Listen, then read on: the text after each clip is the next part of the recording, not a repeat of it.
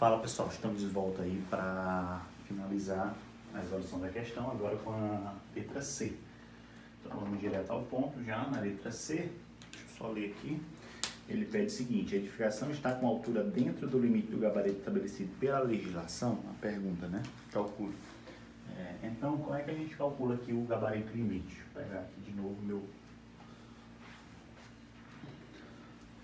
Como é que a gente calcula aqui o gabarito limite? O gabarito limite, no caso, ele vai ser calculado por essa fórmula que é dada lá no anexo 2 do plano diretor, beleza? Então, olha só, 2,5 vezes a largura da via mais o recuo frontal. Então, a gente fizer essas duas variáveis aqui para o cálculo do gabarito limite. No caso, então, a gente tem que relembrar lá ainda os casos do nosso enunciado. A largura da via, ele dá que a largura da via é de 7 metros, correto? Então, a gente verificou isso daqui, a largura da via, que é 7 metros. E o recuo frontal, deixa eu só consultar aqui, ele disse que a largura da via é 7 metros e o recuo frontal é 1,5 metros. Então, verificamos também aqui o recuo frontal, que é 1,5 metros. Bom, então, para o cálculo, a gente vai ter que substituir na fórmula. Então, 2,5 vezes 7 mais 1,5. 2,5 vezes, abre parênteses, 7 mais 1,5, 21,25. 21,25 metros. Aqui resulta em metros, correto? Beleza. Então esse é o nosso gabarito limite. Aí eu vou ter que agora pegar e calcular a altura total da edificação para ver se ainda está dentro desse meu limite, que é dado pela legislação. Então, calcular a altura da edificação, vou ter que levar em consideração o pé esquerdo. Só para relembrar aqui para a gente o que é o pé esquerdo, uma vez que eu tenho aqui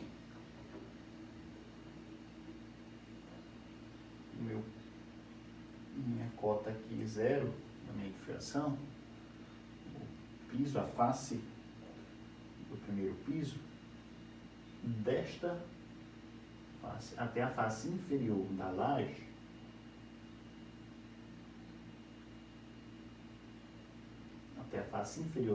eu tenho o que a gente chama de pé direito.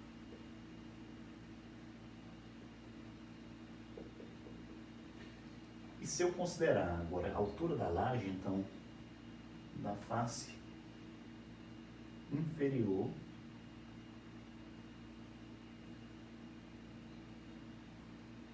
desde a cota 0 lá, se eu considerar até a face superior da laje, ou seja, do piso à face superior da laje, eu vou ter o que chamam de pé esquerdo. É o pé esquerdo. Então, o pé direito é do piso até a face inferior da laje, é o pé direito, e o pé esquerdo é considerando também a altura da laje. Então, aqui, ele já me dá, lá no exercício, que esse pé direito, esse pé esquerdo, aliás, é de 3,2 metros. Então, consultamos aqui o pé esquerdo e é 3,2 metros. É interessante que se o exercício desse só o pé direito e depois dissesse posteriormente qual a altura da laje, a gente deveria somar para encontrar esse pé esquerdo aí, né?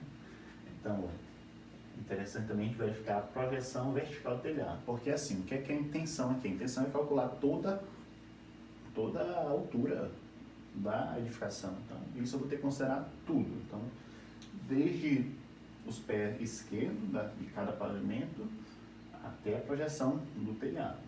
Então, a projeção do telhado também a gente vai verificar, e a gente vai verificar no exercício, ele disse que é 1 metro de projeção vertical.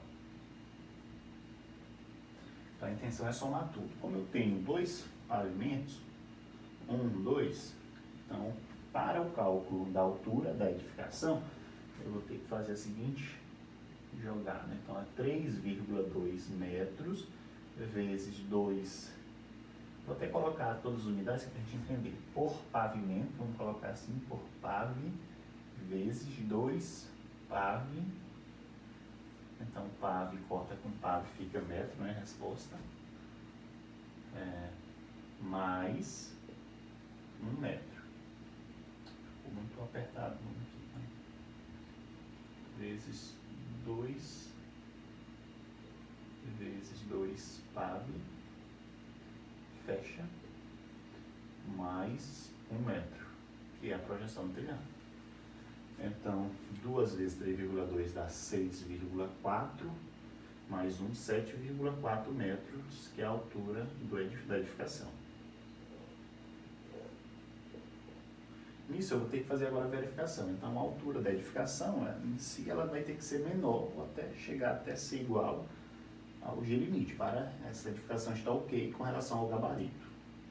Então, vamos lá, verificando a altura da edificação, que é 7,4, ela sim é menor do que o gabarito limite, que é 21,25 metros.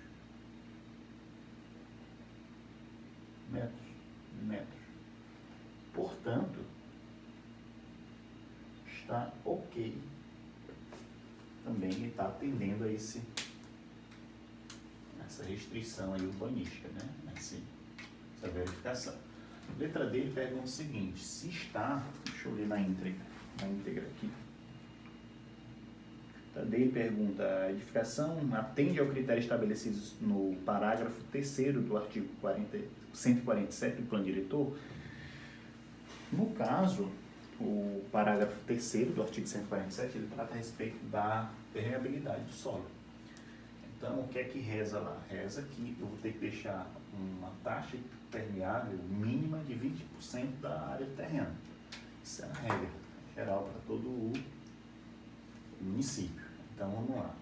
Se eu tenho uma área total de 300 metros quadrados, então, significa que a área permeável mínima que eu tenho que deixar vai ser igual a essa área total vezes a taxa mínima que eu tenho que deixar. Logo, essa área permeável mínima que eu vou ter que deixar nesse meu terreno de 300 metros quadrados é 60 metros quadrados, beleza? Então, 300 vezes 0,2. Este é o valor que eu vou ter que deixar. Então, vamos lá.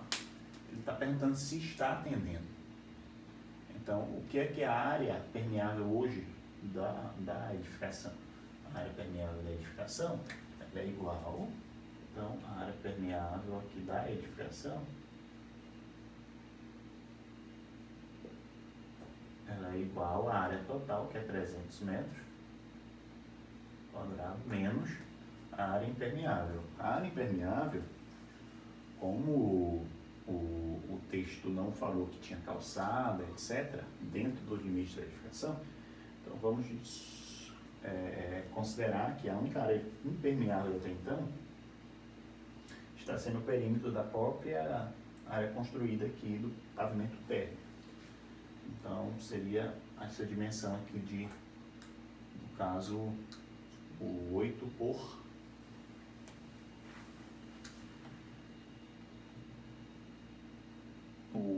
por 16, que dava 128, se eu não me engano. 8 vezes 16, 128. Então, 128 metros quadrados. Logo, a área permeável que eu estou tendo hoje, nesta edificação, está sendo igual a 300 menos 128, 172 metros quadrados.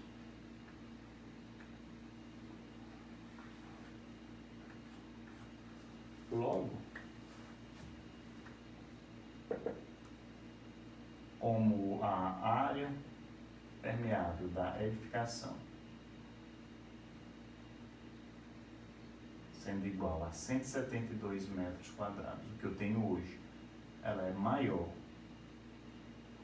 do que a área permeável mínima admissível, que é igual, neste caso, a 60 metros quadrados, portanto, ok. Como ele pergunta se atende, a gente vai responder que atende. Beleza? Todo mundo entendeu aí? Qualquer pergunta, vá lá nos comentários. Isso daqui é do rascunho ainda do passado. Tá? Eu vou apagar aqui. Tinha apagado. Deixa eu ver se dá para responder aí. Ah, tá. Então vamos continuando aqui. Porque ele pergunta na letra B se a edificação atende os recursos. A edificação atende aos recursos. Eu vou tentar, por eu ter feito isso, mostrar para vocês a tabela do anexo 2 do diretor. Vamos ver se vocês dá para enxergar aí. Então essa é a tabela. Nessa tabela, não sei se dá para visualizar, mas aqui eu tenho a zona. Então, como é Nova Marabá, a gente convencionou que vai considerar setor em consolidação. E eu tenho aqui que trata-se de uma residência unifamiliar. Então, a primeira linha lá, a taxa de ocupação deu 65% e aqui ele vai dar os recursos, olha só. Então, a frente mínima é 10 metros, ok, atende. O recuo frontal é 3 metros. O recuo de fundo 1,5 m, o recuo lateral de 1,5 m. Esses recuos são mínimos. Então, por exemplo, como o recuo lateral é 2 metros, atende. Agora, o recuo frontal, ele fala que é 1,5 m e aqui diz que o mínimo é 3 metros, beleza? Então, a gente vai ter que fazer o quê? Só colocar aqui o passo a passo. A gente teve que enquadrar para verificar. Vamos aqui, olha só. Verificar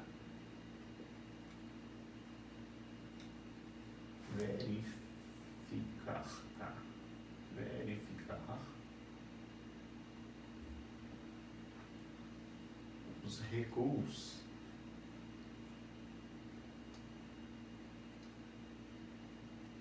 é necessário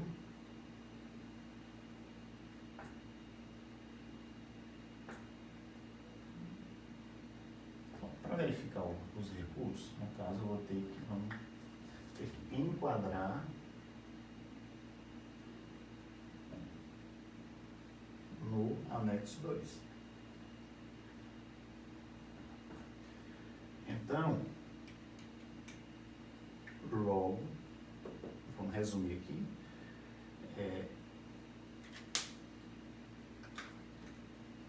não atende. Ponto.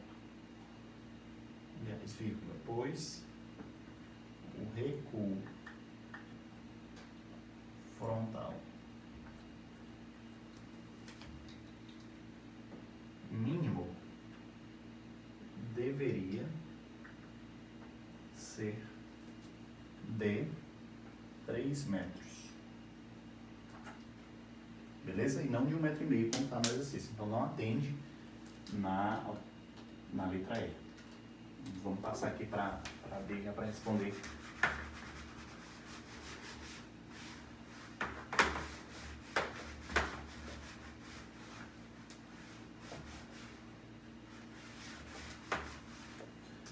Aí ele pergunta o seguinte, ó, sabendo que o proprietário deseja concretar toda a superfície do terreno, externa edificação para fazer área de circulação, o que você aconselharia? Então, só respondendo parcialmente, no caso, o conselho deveria ser que ele não pode fazer isso, correto? Porque imaginemos que, já que o plano diretor estabelece esse percentual de 20% como sendo a área que eu devo deixar para a permeabilidade do solo, imaginemos então que se ele não estabelecesse isso, todas as pessoas concretassem o seu quintal, não teria área para a água da chuva penetrar o solo, correto? Então, acabaria ocorrendo inundações aí na cidade. Então, primeiro é que não pode concretar tudo, tem que deixar esse percentual mínimo. Aí prossegue a alternativa, a pergunta, a proposta do proprietário atende os critérios legais? Então não atende, beleza? Caso não, qual o limite de área que ele ainda pode concretar? Tá, aqui vamos precisar calcular. que é, ele quer saber o quanto que ele ainda pode concretar, o que ele poderia, em termos de área, construir ainda de calçada, de área de circulação no quintal, alguma coisa do tipo. Imaginemos então que eu tenho aqui a edificação, que é 15 por 20, né? 15 por 20. Ele já colocou aqui que eu teria uma área, não vou fazer em escala não, beleza? Vendo aqui, essa área construída aqui, que é de, acho que é 8/16.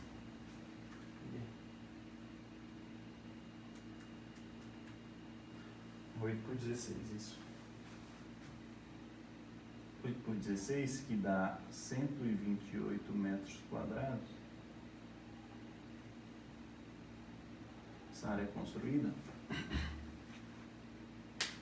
Imaginamos então que eles querem saber o que eu ainda posso concretar. Então, olha só.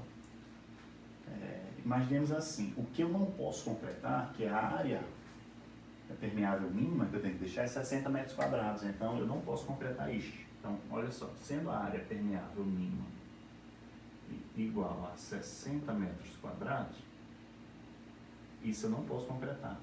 Aqui, não pode impermeabilizar, vou colocar assim.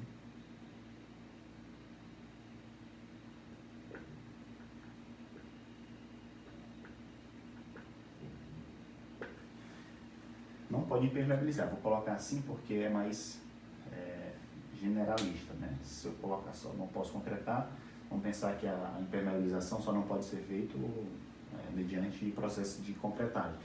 Mas esse processo de impermeabilização não pode ser feito de maneira alguma, correto? Com outro mecanismo. Então vamos lá, se eu tenho aqui a área total, que é igual a 300 metros quadrados, a área livre para ele concretar, a área, vou colocar aqui livre, vocês colocam o nome, para concretagem, né, vai ser igual a 300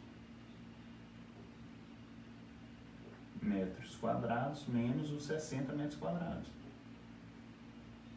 Então, essa área livre para concretagem seria de 240 metros quadrados.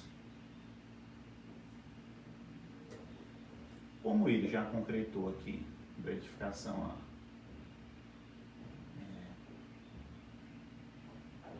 eu vou mudar esse nome de área livre para deixar no final. Então, a área que pode ser impermeabilizada. Qual é o tempo que eu vou colocar aqui?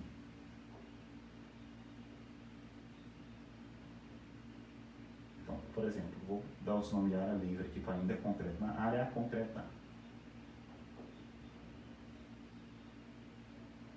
Concretar, eu vou deixar aqui a área livre mesmo. Livre a construção, beleza? A área concreta, então, ela vai ser aqui essa área livre de 240 metros quadrados, menos o que eu já tenho de construção, que é 128 metros quadrados. Então, essa área aqui a concretar, que o cara poderia concretar, mediante que o exercício fala pra gente que ele quer concretar tudo, ele não pode concretar tudo, ele só pode concretar em termos de piso só mais 112 metros quadrados. Essa é a área que ele ainda poderia concretar. Para fazer calçada ou o que ele pretender, correto? Então, com isso,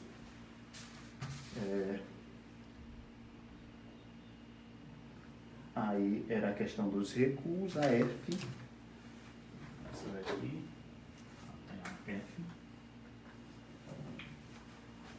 era a respeito de quanto ele ainda pode concretar, e é isso, essa é a questão número 2 finalizada, beleza?